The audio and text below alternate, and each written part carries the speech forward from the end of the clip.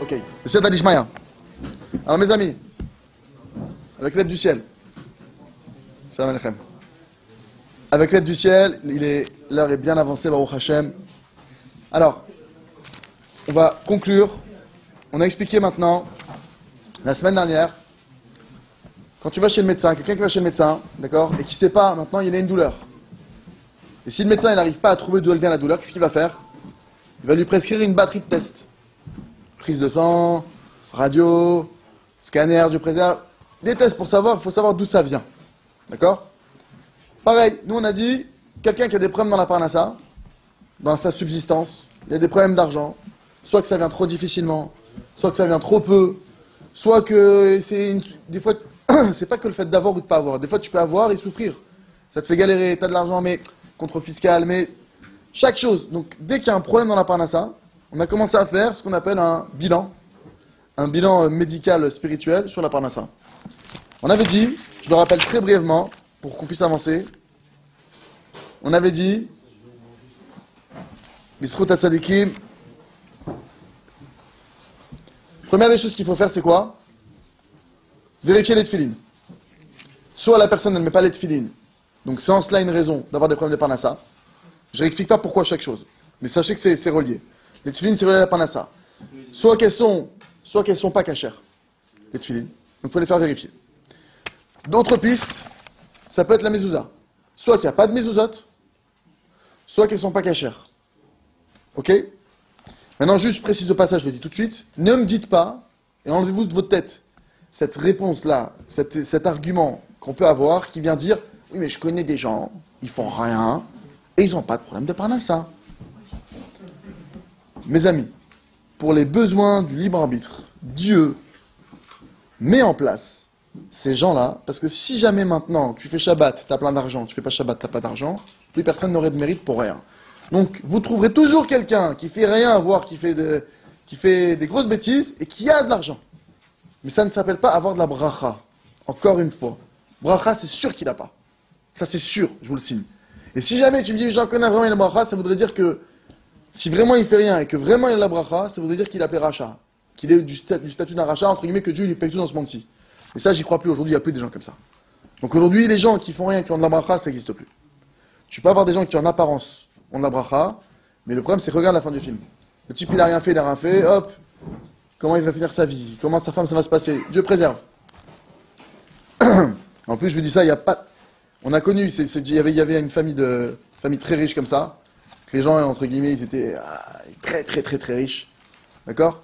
Jour au lendemain, le mari, il a quitté ce monde. 2 ans après, la femme, tombée malade, elle a quitté ce monde. Tu dis, bon, qui garde leur argent, qui garde tout. La vérité, je préfère... c'est pas... La bracha, c'est quelque chose qui dépend pas de... Comment dire? Qui dépend de tes actions. Ok? Donc, bon, c'est une histoire que je vais raconter, c'était il y a très très longtemps. Mais en tout cas, il y a plein d'histoires comme ça, sauf qu'on n'est pas au courant. D'accord? À chaque fois, tu dis, mais j'en connais un, il a plein. Regarde la fin du film. On ne peut pas, au milieu du film, connaître la fin. Il faut aller jusqu'à la fin. Ok? À part dans le Titanic, vous connaissez déjà. Mais nous, on connaît la fin des films. Quelqu'un qui ne fait pas, on sait comment ça va finir. Soit ici, soit là-haut. Mais on sait déjà ce qui va se passer. Donc, nous, on gagne du temps. Donc, à cet argument-là, première des choses, je ne connais pas la fin du film. Deuxième des choses, le libre arbitre. C'est pour mon libre arbitre. D'accord? Et troisième des choses, je le rappelle aussi, je fais une brève parenthèse sur ça, le principe du cocotier. Et des nouveaux ici, vous devez connaître le principe du cocotier. Très important dans la vie d'un juif de connaître ce principe. Le principe du cocotier, c'est quoi? Plus un homme, il s'enorgueillit, plus, autour de son cœur, il crée une écorce tellement dure, plus l'orgueil il est gros, plus l'écorce elle est grosse, et il peut arriver à un stade où, entre guillemets, les messages de Dieu, il les reçoit plus. C'est fini, tu peux plus lui parler. Il signe ses contrats, il comprend sa parnassa, il sait tout, c'est le meilleur, il comprend, il fait, il va chez le client, il explique au client, il gagne de l'argent. C'est devenu le Tony Montana de la parnassa ou de son truc. Tu vois, c'est le monde est à moi, je fais ce que je veux quand je veux. Quand on en arrive là, que Dieu il voit que ça sert plus à rien d'essayer de lui envoyer des messages à celui-là, que c'est ça, tu lui parles d'un message, ça devient pour qui tu te prends, je connais mieux que toi. Une fois, il y a un type, en plein de Pessah, il y a un type qui était avec nous à table, qui était invité, bref. Et il y avait une halakha simple, que nous on a appris à la yeshiva. Bon, Et maintenant, je commence à lui dire la halakha, mais nous, ça impliquait quelque chose dans le seder. Et lui, il commence à dire, mais n'importe quoi, on n'a jamais fait ça au Maroc. Et d'un coup, il m'a dit, moi, je connais plus que toi, tous tes rabbins. J'ai étudié au Talmud Torah à l'âge de 14 ans. Je dis, c'est fort. Tu peux arriver à un stade, le type, il a étudié 1 an dans sa vie, quand il avait 14 ans, il a 54 ans aujourd'hui. Et il connaît plus que tous les rabbins qui étudient 20 et 30 ans et 40 ans. Ça, c'est quoi? C'est l'orgueil. Tu peux arriver maintenant, Bémet, à croire que tu as raison, être sûr que tu as raison, connaître rien et être sûr que tu as raison. Maintenant, qu'est-ce qui se passe? Parce que Dieu il nous aime et Dieu il laisse tomber personne. Qu'est-ce qu'Hachem il fait quand il a un cas comme ça? D'accord? Un père normal, il a envie de s'arracher la tête. Il dit quand tu as un enfant comme ça, il sait tout, il croit qu'il sait tout le temps. Alors non, je dis pas que les Marocains... Attendez, ne me faites pas dire ce que j'ai pas dit. Je ne dis pas que les Marocains ont la tête dure. Je dis simplement qu'un homme qui venait du Maroc, j'ai pas dit que... D'accord? Hein? Oui, j'ai pas dit... D'accord? Mais en tout cas, qu'est-ce qui se passe? Alors Dieu il fait le système du cocotier. Une noix de coco. D'accord? Donc le cœur maintenant il peut arriver à une telle durceur comme une noix de coco. Si je prends une noix de coco, je la mets à 1 mètre, je la lâche. Est-ce qu'elle va s'ouvrir ou pas? Je dois la mettre à combien? 2 mètres? 3 mètres? Alors Dieu il fait le système du cocotier. Pour que cette personne elle s'ouvre maintenant, il est obligé de l'élever. Il va la faire monter en puissance. Elle va gagner, réussir, monter. Il va dire c'est moi, oui, et il monte, il dépasse tout le monde, il monte. Jusqu'au moment où il arrive en haut du cocotier. Vous avez déjà vu un palmier? Un vrai palmier 12 mètres, 15 mètres. Il surplombe tout. Une fois qu'il est bien en haut, qu'il croit que c'est lui le patron, qu'est-ce qu'il fait Hachem? Il lâche la main. 15 mètres, tu peux être sûr d'une chose. À l'arrivée, qu'est-ce qui m'arrive? Pourquoi? J'avais 1 milliard, j'ai tout perdu. Qu'est-ce qui se passe? Truc. Et là, d'un coup, c'est pas pour le punir. Cher ami, on pouvait pas te parler il y a 2 jours. C'était toi le patron, tu comprenais tout. Et là, d'un coup, monsieur le rabbin, vous avez pas un conseil? Vous n'avez pas quelque chose? Vous n'avez pas Hachem? Il lève les yeux vers Hachem, etc. C'est le principe du cocotier. Donc des fois, toi, t'arrives, tu vois le type en train de monter, tu dis, attends, il fait pas Shabbat, il mange pas kasher, il fait ce qu'il veut, il est en train de kiffer. Allô? Ne deviens pas une noix de coco, toi aussi. Parce que l'atterrissage, il fait mal. L'atterrissage, il fait mal. Moi, une fois, on m'avait parlé d'un riche, un type très très riche. Le pauvre, qu'est-ce qui lui est arrivé? Il s'est fait kidnapper. Séquestré dans un coffre pendant plusieurs jours, ils ont demandé une rançon et tout. Dieu préserve, c'est pas parce qu'il est riche, mais c'est quoi cette épreuve horrible? Mais tu peux être sûr d'une chose quand tu vis une épreuve comme ça. Ah, la noix de coco, elle est cassée. Comment? S'il y a 3 jours, le type il dit je suis le patron, tu reviens le voir 3 jours après 3 jours de coffre, tu dis alors c'est qui le patron? C'est qui le boss? Mais ça, c'est Hachem qui lui envoie ce message maintenant. Baruch Hachem. J'ai entendu qu'il s'en était sorti, enfin, c'est un mec qui s'en est sorti, qu'il n'a pas eu de dégâts, etc. Baruch Hachem. Ça veut dire que, enlevez ces exemples de vos têtes. Je connais des types, c'est fatigant d'entendre ça. Même nous, cette voix qui est en nous, mais je connais quelqu'un, il fait rien et il gagne, c'est faux. Alors, donc on a dit, la mezouza, la cache-route, ok? Ça peut être un problème de cache-route. Soit que la personne ne mange pas cachère du tout, ça touche la parnassa, d'accord? Soit qu'elle mange cachère, mais que maintenant, il y a certains trucs, comme par exemple, elle prend pas du lait surveillé, il y a des efforts que Dieu il attend de lui. Parce que je rappelle juste un principe important, Hachem, d'accord? Il faut faire attention aussi à une chose. Des fois, tu peux te dire, moi je mange cachère. Des fois, la personne elle peut se dire, moi je mange cachère et j'ai des galères de parnassa. J'en connais un, il mange pas cachère, il n'a pas de galères de parnassa. Je rappelle un principe fondamental. Dieu se comporte avec chacun d'entre nous de manière individuelle. Ça veut dire quoi? Imaginez une famille. Il y a un enfant de 2 mois, un enfant de 6 mois, un enfant de 18 ans. Si l'enfant de 2 mois, il s'agrippe à la nappe de Shabbat, table posée, imaginez une belle table de Shabbat comme ça, 10 mètres de long, toutes les salles, des trucs. Le gosse de 2 mois, il s'agrippe à la nappe, il fait tout tomber. Qu'est-ce que vont lui faire les parents? Bah, rien, il a 2 mois.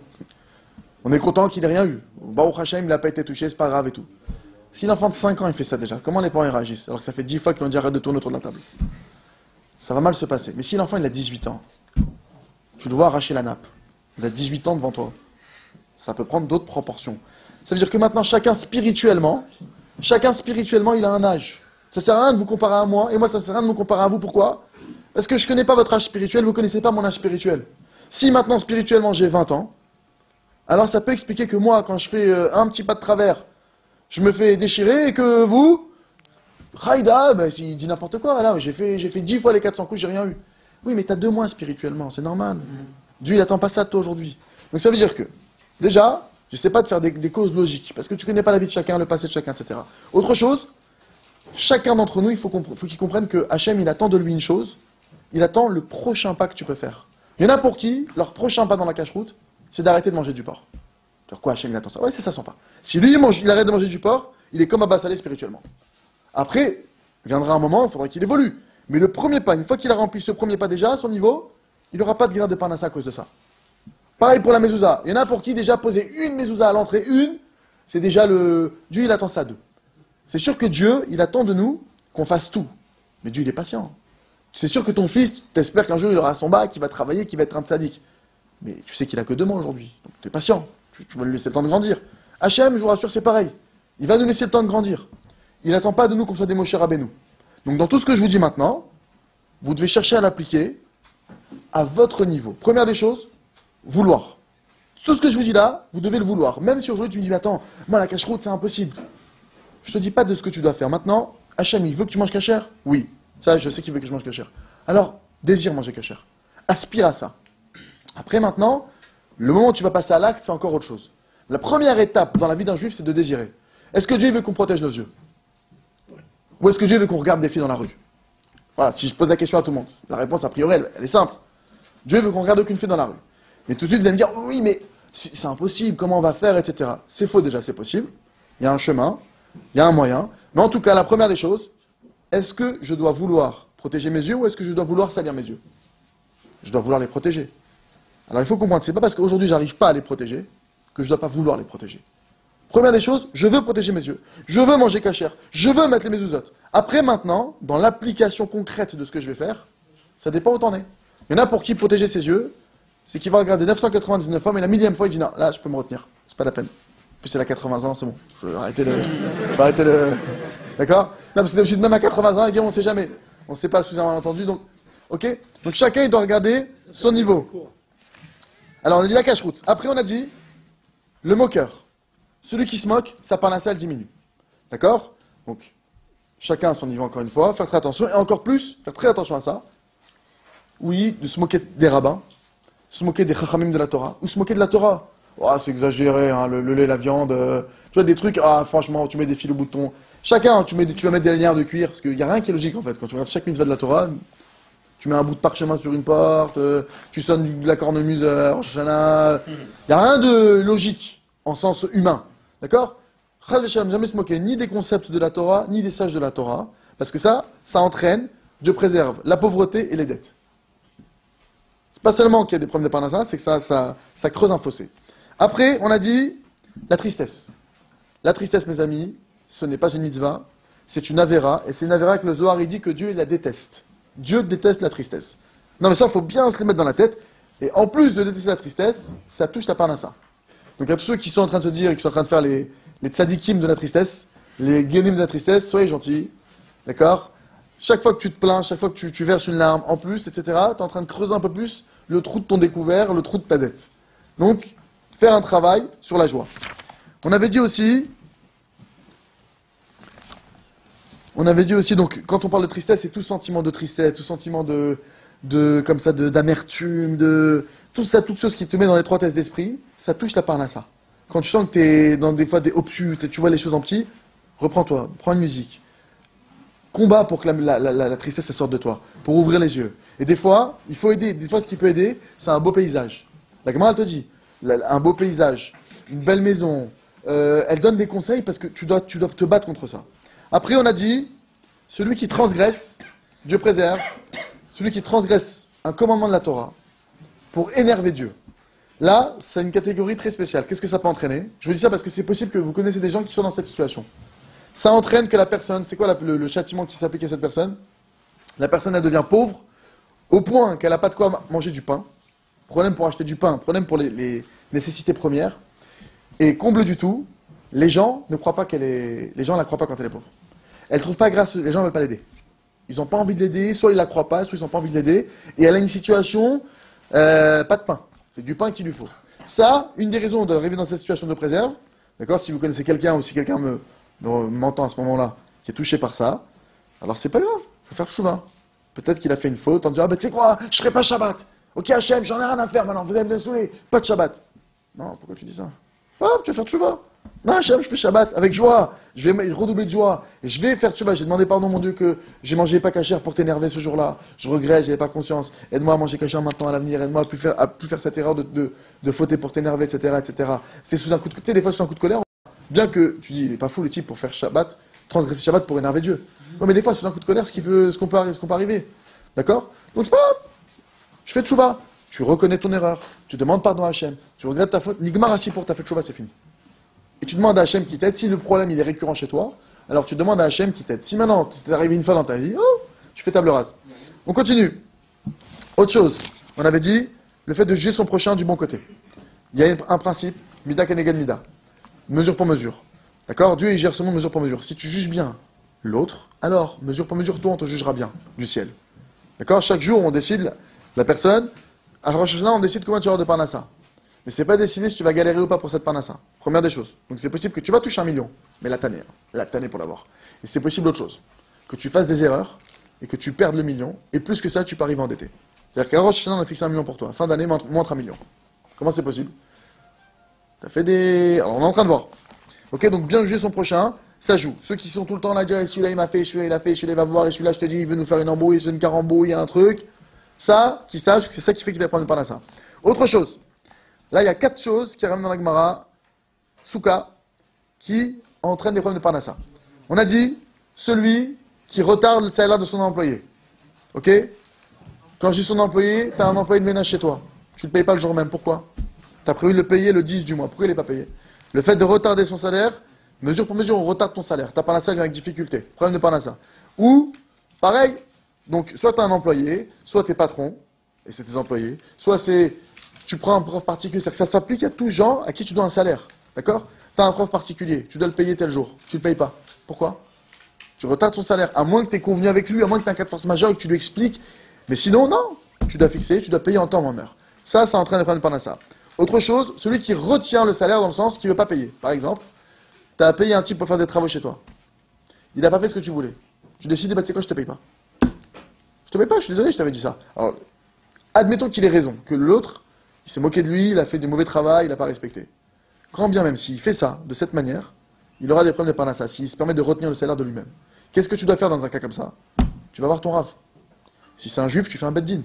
Tu l'emmènes devant un tribunal. Et si la personne n'est pas de la communauté juive, parce qu'elle ne va pas lire un non-juif, il ne va pas accepter d'être jugé par un rave, alors ok, tu vas demander à ton rave de quelle manière je règle ça.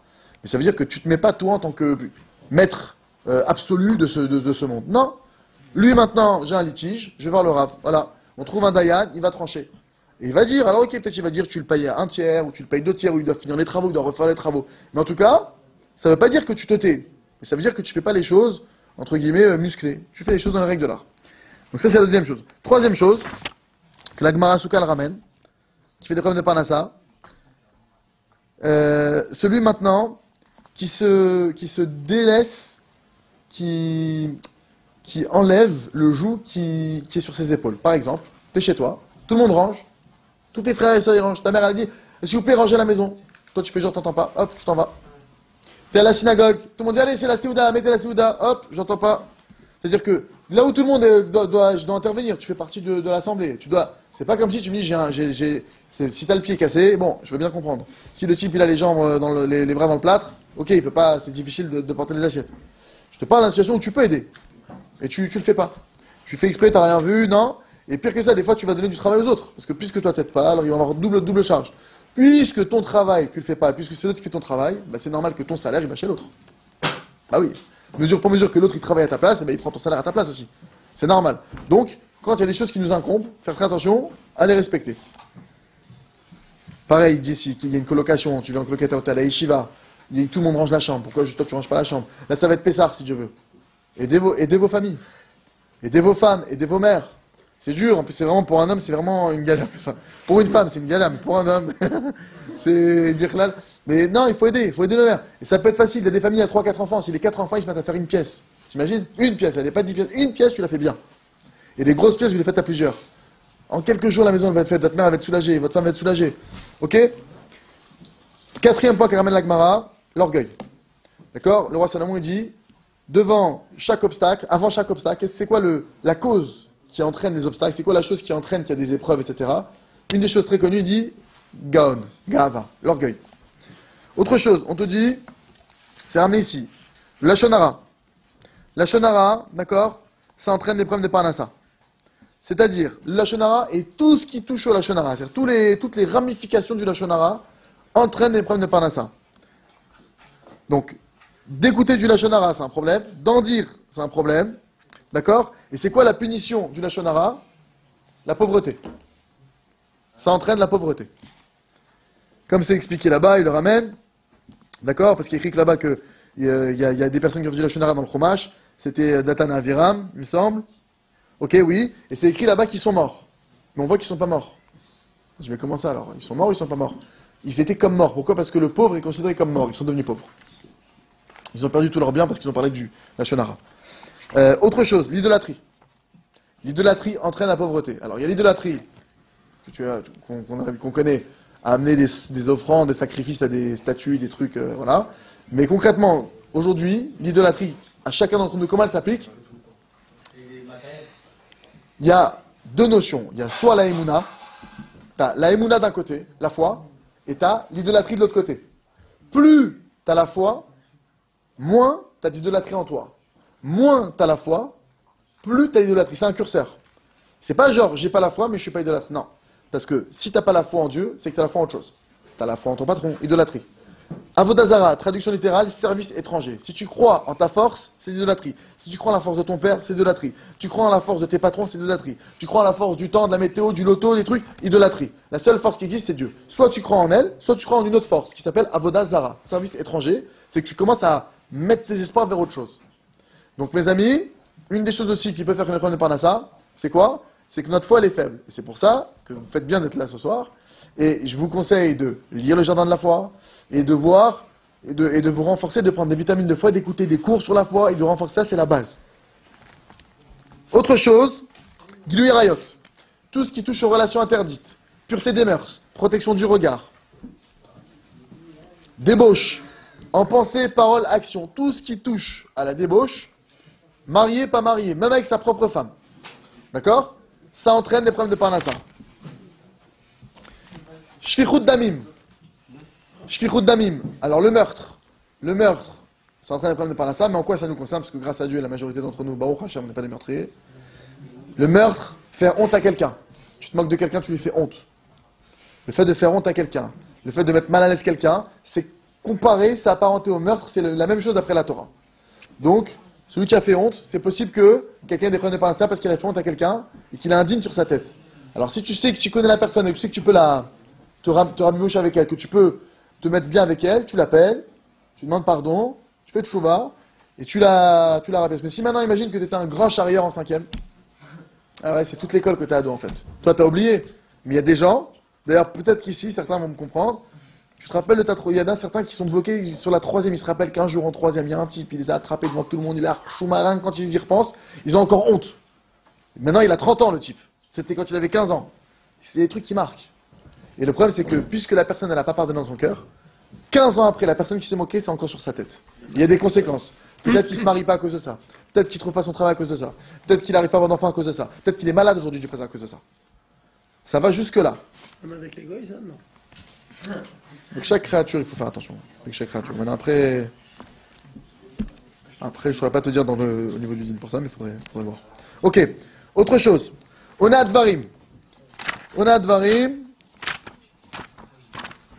Ok, je vais accélérer parce qu'il y a encore quelques petits points, mais je vais juste vous donner je vous donne les points. Après, maintenant, si Dieu veut, l'idée c'est que ce cours il va être mis sur Internet. Je vous conseille d'aller le revoir, de prendre des notes, d'accord, et de vous inspecter. Parce que là, tout ce qu'on dit là, si je le dis, ok, mais il faut maintenant en prendre chaque notion et je la transpose dans ma vie. Est-ce que je suis touché par ça ou pas? Est-ce que j'ai déjà fait ça? Est-ce que oui ou non j'ai fait ça? Si oui, j'ai fait ça, quand est-ce que j'ai fait ça? Je fais tchouva. Oui, mon Dieu, c'est vrai qu'en 5e, je me suis moqué de lui. Je regrette d'avoir fait ça, je demande pardon. Si je peux l'appeler, je l'appelle. Si j'ai plus ses coordonnées, alors je vais faire de la diffusion pour lui. Je vais faire des bonnes actions en son nom, pour son compte à lui, pour amoindrir le poids. Alors, autre chose. Ona Dvarim. Alors, Ona Dvarim, ça va vous plaire. Alors, c'est quoi Ona Dvarim? C'est de faire ce qu'on appelle Gnevat Da'at, voler l'esprit des gens. Par exemple, un vendeur qui va faire une vente, il va dire, mais mon produit, c'est le meilleur du monde, et mon produit, il fait tout ce que... Et grâce à sa vente, il va embrouiller son client. Ça amène des problèmes de parnassa. Ou alors, qu'il va vendre d'un prix trop élevé. Vous allez me dire, mais je connais un type, il vend comme ça, le prix il est élevé, et en plus la vente c'est mytho. Eh ben, regarde bien la parnassa de ce type. Ah, mais il a plein d'argent, ok. Regarde bien réellement ce qui reste, regarde bien qu'est-ce qui se passe. Concrètement parlant donc, soit tu as trop embelli ton produit, soit le prix il est trop élevé, d'accord? Ou toutes sortes d'embrouilles. Tu l'as embrouillé, tu lui as dit, mais non, attends, avec ça tu vas faire 50% d'économie d'énergie, c'est faux, c'est que 10%. Tu vas avoir un crédit d'impôt de 2 millions, c'est faux, il aura 5 000 euros à la fin du mois, il va être endetté. Tous ces trucs-là, de faire attention à être précis, ne pas embrouiller l'esprit du client ou de la personne à qui je fais une vente. Autre chose, dans la vente, tout de suite aussi, celui qui va maintenant falsifier sa marchandise. Par exemple, quelqu'un il vend du vin, il rajoute de l'eau. Puisqu'il vend en litres, tu rajoutes de l'eau, ça se voit pas tout de suite. C'est dilué, mais ça se voit pas, à l'œil nu. Il t'a embrouillé, il y a du vin et de l'eau. Sauf que toi, tu as acheté donc 1 litre de vin et 1 litre d'eau, mais tu as payé au prix du vin. C'est du vol. Ou alors, le boucher, avant de te vendre la viande, qu'est-ce qu'il fait? Il fait tremper la viande dans l'eau pendant un moment, la viande elle va se gorger d'eau, il la met au congélo. Et donc la viande, l'eau qui est à l'intérieur va congeler, elle va grossir, donc toi tu achètes un morceau comme ça, tu le mets dans la marmite, tu retrouves ça. Tu dis c'est bizarre? Tu dis c'est bizarre? Tu dis c'est incroyable, cette viande elle s'est complètement... tu t'es fait voler. Tu as payé 3 kilos de viande pour 500 grammes. Pareil, il n'y a pas de bracha. Mes amis, cherchez pas, il n'y a pas de bracha. Maintenant, si tu me dis, mais moi, ça m'est arrivé, c'est une autre question. Si ça t'est arrivé ça, il faut que tu te poses la question. On peut voler que le voleur. On peut tromper que le trompeur. On peut tricher que le tricheur. On t'a triché, c'est que tu triches. Fais tchouva, cherche. Autre chose. Pour Etzgedea chez le Rabbanan, celui qui déplace les barrières des Chachamim. Les Chachamim te disent, par exemple, à Shabbat, on ne doit pas taper sur la table, en musique. Pourquoi? Pourquoi on ne tape pas sur la table, en musique? Parce que de peur que tu viennes apprendre un instrument de musique, et que l'instrument se casse et que tu vas le réparer. C'est exagéré. C'est abusé. Tu me vois prendre maintenant la chambre parce que je tape sur la table, tu me vois prendre une tarbouka, je joue avec, elle se casse, je la répare. Déjà, j'ai pas tarbouka. En plus, je sais pas réparer. Tu vois ce que je veux te dire? Il prend comme ça, non. Chacham, ils ont dit, je tape pas sur la table. Je pose pas de questions. Je sais que j'ai pas compris. Rentre dans le sujet. Je déplace pas les barres des Chachamim. D'accord? Celui qui touche à la sorcellerie. Marabout, spiritisme, les mares de café, tous les trucs un peu comme ça, sorciers. Non, magicien, c'est pas de la sorcellerie. C'est de l'illusion. Par exemple, il y a et autre chose. Donc il y a soit maintenant la personne va chez la sorcellerie, ou soit autre chose. Je vous m'en garde. Je vous m'en garde sur un truc. Il y a des fois des personnes qui sont des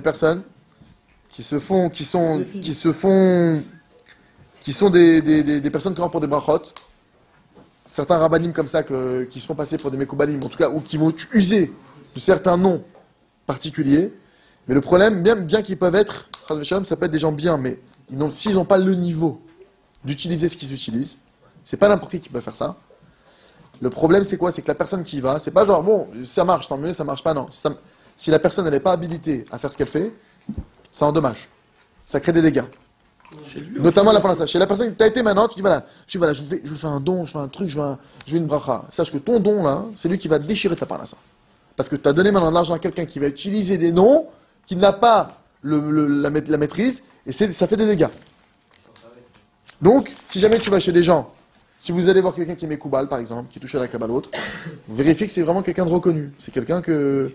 C'est pas entre guillemets, quelqu'un qui arrive, le Rav met Koubal du Danemark. Shnoada, d'où ils ont. Tu sais, des fois, tu vois des Théouda, le Rav d'Hong Kong. Tu sais, des trucs qui vont sur la cache-route.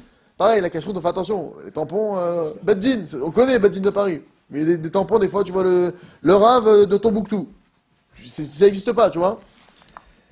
Alors, autre chose.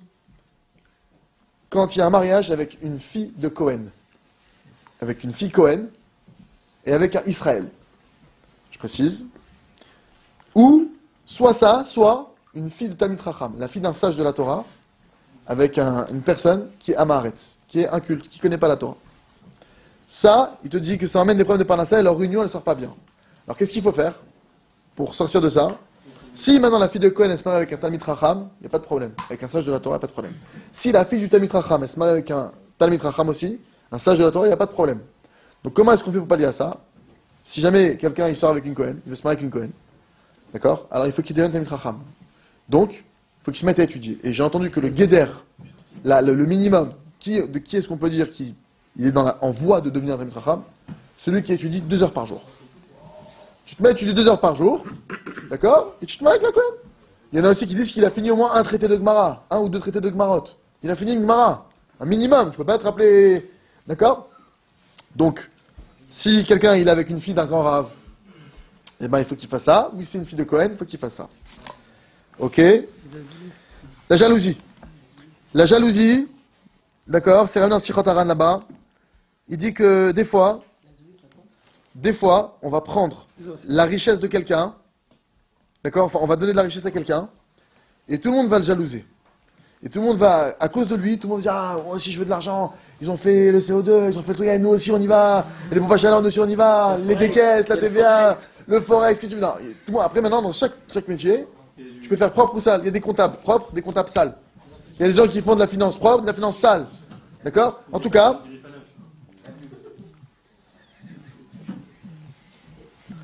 d'accord? Et ça, en fait, tout ça là, c'est qu'une embrouille du Yetzirah. Je sais pas. Donc maintenant, regardez ce qu'il dit. La jalousie, ça entraîne le feu, ça entraîne des feux, ça peut déclencher des feux. La jalousie, ça entraîne la mort, ça entraîne qu'il y ait des meurtres. La jalousie, ça entraîne que les œufs ils pourrissent. Dieu préserve. Maladie des os ou autre, ça peut être lié à la jalousie. La jalousie, d'accord, sur l'argent de son prochain, ça fait que la personne devient folle, ça entraîne la folie. La jalousie, ça aussi, ça entraîne la faiblesse, ça affaiblit. D'accord? Donc conclusion, touchez pas la jalousie, parce que ça touche beaucoup plus que l'argent en réalité. Ok? Mais la jalousie, en tout cas, on sait que c'est une des choses qui tape dans la parnassa. Donc comment est-ce qu'on fait? Il faut travailler. Je suis jaloux de l'argent de l'autre. L'autre, il a... Ce qu'il a, je suis jaloux de l'autre, ce qu'il a. Là, alors, c'est pas son argent, c'est sa Mercedes. Non, c'est ça qui fait qu'il prenne pas ça. Non, mais tu peux être jaloux de le bien d'un rave, c'est de le bien. La jalousie d'une bonne chose, il a fini tout le Talmud, ah là, je suis jaloux, moi ça c'est positif. Mais la jalousie de sa Mercedes, khlet. La jalousie de son appartement, khlet. La jalousie de sa femme, d'où tu regardes sa femme déjà. Bikhlal. Ok. Alors, on a dit, à cause de la débauche, ça amène la pauvreté. La débauche, ça entraîne la pauvreté. D'accord? Et quand on dit la débauche, l'essentiel de la débauche, on parle des yeux. Il y a 2 solutions, mes amis. Je fais un deal avec vous. C'est le marché qu'on a passé avec Dieu. Tu nourris soit ta poche, soit tes yeux. Choisis. Tu veux remplir tes yeux d'or? Ok. Alors ne sert pas à avoir une poche remplie. Et encore, c'est que quand je vous dis tu nourris tes yeux ou ta poche, ça veut dire que celui qui nourrit ses yeux, non seulement sa poche elle est vide, mais ça entraîne beaucoup d'autres choses. Notamment des problèmes au niveau de l'intellect. Tu perds ta force d'intellect, ta force d'analyse. Tu n'arrives pas par tes conseils à toi-même. Ça entraîne beaucoup de choses. Bon, c'est encore un autre sujet. Donc,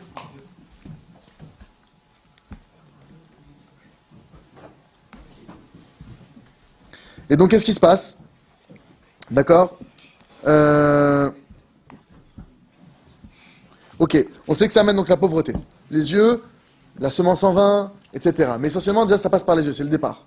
Maintenant, après semence en vin et autres, c'est une catastrophe pour la parnassa. Je vous passe tous les détails que le Zohar ramène, que c'est beaucoup plus loin que ce que je vous dis maintenant. Mais pour notre sujet, c'est suffisant. Autre chose, qu'est-ce qu'il dit?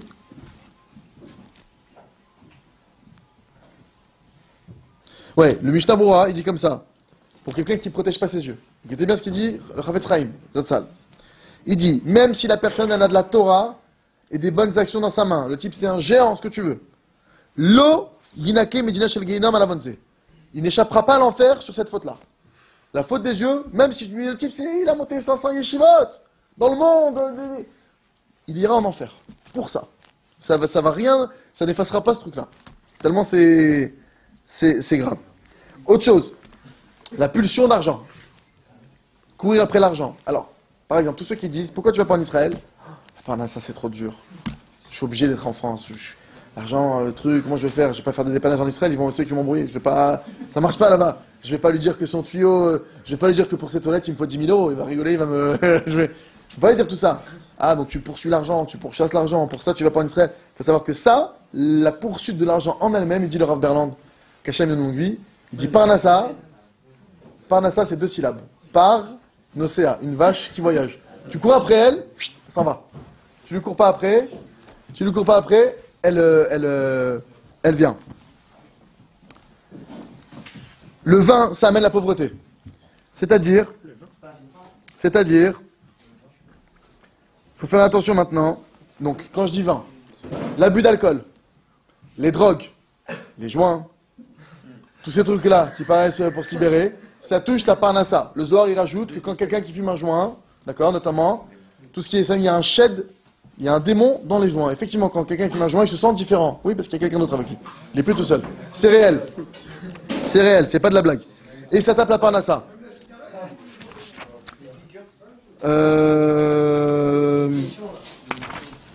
Pour la cigarette. Sheila. C'est une indépendance, hein, c'est une drogue. Comme l'alcool.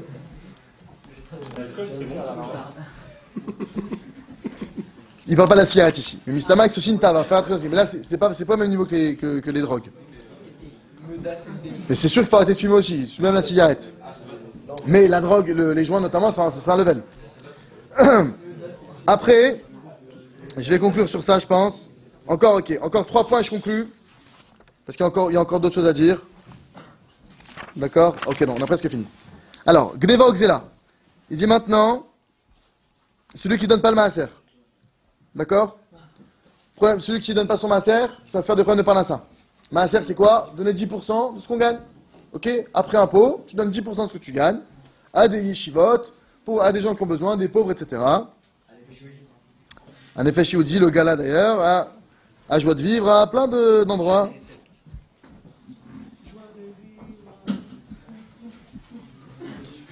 Ok. Aussi faire attention, donc le voler en cachette ou officiellement. D'accord? Donc tout ce qui touche au vol, ça entraîne des problèmes de parnassa. Donc le maaser, c'est une forme de vol, parce qu'il appartient à Hachem. Ok? Les maasrot, ce qu'on est censé donner à Hachem, faire attention. Après, il ramène aussi une chose. Il dit, Agozel et Travero Shavé Pruta. Celui maintenant même qu'il a volé à son ami que Shavé Pruta, c'est 1 centime. D'accord? Il ramène, c'est comme si qu'il avait pris son âme. Ses enfants. D'accord? Et même s'il ne l'a pas pris directement, qu'il a entraîné une perte, faire attention à l'argent de son prochain. Ça rentre dans le vol. C'est-à-dire que des fois, tu peux faire quelque chose, à cause de toi, l'autre, il perd de l'argent. Faire attention, ça rentre dans le vol. Ok, après, il nous ramène ici maintenant dans la Gemara Metsia que celui qui ne fait pas attention à l'argent de son prochain, c'est connu que c'est un voleur. Ok, ne pas convoiter. Ne pas convoiter, d'accord? Ne pas convoiter, l'otachmod. Alors là, il parle pas spécialement il parle de maintenant. Donc, le fait de convoiter l'argent de l'autre, c'est comme du vol. Il dit comment est-ce que tu te laves, comment tu peux te nettoyer de cette convoitise? Par la tzedaka.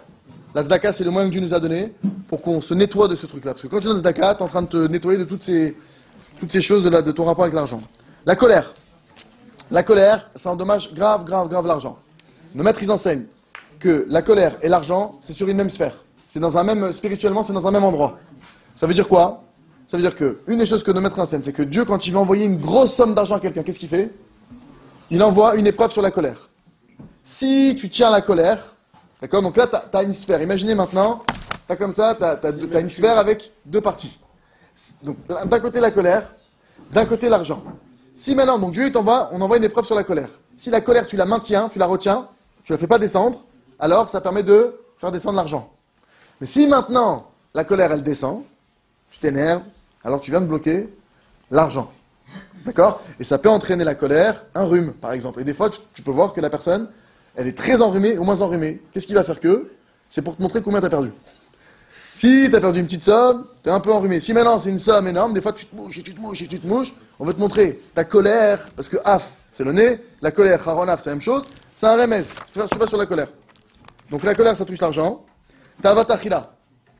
la nourriture, le fait d'être la gourmandise, le fait de se comporter comme un goinfre, d'être un glouton, de s'approcher de la nourriture, pas de la manière adéquate, ça entraîne des problèmes de parnassa. D'accord? Autre chose, il ramène ici que la parnassa, la richesse et la pauvreté, c'est dans la bouche de l'homme, dans la langue de l'homme. D'accord? Les dvarim betelim. Faire attention aux paroles qui sont vaines, paroles inutiles. Rechilut, colporté. Colporté, c'est une information qui est vraie, d'après la halakha. C'est que même tu vas dire, j'ai vu un tel à la boulangerie. Maintenant, il n'y a aucun intérêt, je t'ai pas demandé, je ne le recherche pas, j'ai pas besoin de savoir qu'il est là-bas. Tu me dis, ah, j'ai vu un tel, pourquoi tu me dis ça? C'est de la rechilut. Tu m'as donné une information qui est non péjorative, mais qui est inutile, pas constructive. D'accord? Si maintenant je le cherche, je me dis que tu es à la boulangerie, il n'y a aucun problème. Mais faire attention à ne pas donner des informations qui soient pas nécessaires. Ok? Donc tout ce qui est toutes les paroles, donc il ramène ici qu'à cause des paroles vaines, ça entraîne les voleurs, ça amène les voleurs sur soi, Dieu préserve. À cause des paroles aussi qui sont le fait d'écouter des paroles bêtes, t'écoutes la radio, t'écoutes la télé, toutes ces choses-là, ça amène aussi les voleurs, ça amène le vol, la personne est tuée par le vol, d'accord? À cause du mensonge aussi, ça amène les voleurs. Après il dit quoi? Il dit, là il ramène, pour conclure, d'autres fautes, et je vais conclure sur ça. Donc, il dit faire attention à réparer les fautes de sa jeunesse. D'accord? Des fois, ça peut arriver que tu as fait tchouva. Par exemple, tu faisais pas Shabbat avant. Tu commences à faire Shabbat. Donc tu es content, tu as fait tchouva. Mais le problème, c'est que tu n'as jamais fait le vidouille sur tes Shabbats que tu n'as pas fait avant. Tu n'as jamais dit, mon Dieu, je te demande pardon que de 14 ans à 17 ans, ou depuis que je suis né, j'ai pas fait Shabbat. Pourtant, c'est compté. Toi, Alors, il faut le dire, il faut respecter les règles que le Rambam a mis en place. J'énonce ma faute, je la reconnais. Je reconnais, mon Dieu, j'ai pas fait Shabbat de tel âge à tel âge. J'aurais dû le faire. Je demande pardon. Je regrette. Et maintenant, vous êtes attaché avec ton aide, je m'engage à plus transgresser Shabbat et à continuer. Donc essayez de voir maintenant, même sur des choses que vous avez fait de Tchouva, peut-être que dans votre jeunesse, vous avez fait ces erreurs, vous n'avez pas pensé à faire Tchouva sur ça.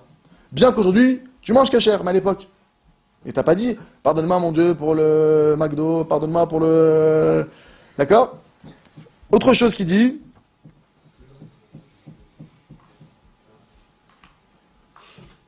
Voilà, quand quelqu'un il a écouté un ami, quelqu'un qui était autour de lui, qui l'a incité à transgresser la Torah. C'est écrit, quand tu écoutes quelqu'un qui va t'inciter à transgresser la Torah, c'est-à-dire que tu as cédé sous les conseils néfastes de quelqu'un à transgresser la Torah, yitma'atun zonotecha. Ça diminue la parnassa de la personne. Donc peut-être, faut voir, faire tchouva sur ça. Si plus jeune, il y a quelqu'un qui t'a embarqué en boîte de nuit, faire tchouva sur ça. C'est une faute en particulier, c'est-à-dire que tu voulais pas aller et on t'a embarqué. Le fait de se faire embarquer sur ça, faire une tchouva, il faut le prononcer. Autre chose, beaucoup de sommeil. Le fait de dormir trop entraîne des problèmes de parnassa. Ça amène la pauvreté. Le fait de se lever le matin très tôt, d'accord, avec zrizout, c'est un siman de réussite. À l'inverse. Il dit, aliédé à dayanim, vamelamdim she'enam tovim. Quand, vegam aliédé shochatim she'enam tovim. Aidezé, asonim ochlim parnassatam chez l'Israël. Faire très attention, d'accord, quand on a des rabbanim, des dayanim, là, il y a un dayan qui va parler dans quelques minutes. Faites très attention au choix de ces rabbanim, au choix de ces shochatim, au choix des bouchers où on va. Demandez à Hachem de l'aide constamment, parce qu'on ne peut pas savoir nous vraiment. Mais demandez à Hachem constamment, dirige-nous vers des bonnes personnes qui sont vraiment Yireh Shamayim. Dirige-nous vers des personnes que la viande que j'ai chez le boucher, elle est vraiment, que le type il a vraiment la crainte du ciel. Parce qu'une inattention, la viande elle est très fade, elle n'est pas cachère. Pareil pour les dayanim, une inattention, ils peuvent faire pencher le dîne du mauvais côté. De demander à Hachem, la certaine Shemaya pour ça. D'accord? Et pour finir, d'accord, celui qui est tout le temps joyeux, grâce à ça, il a la réussite. Chazak.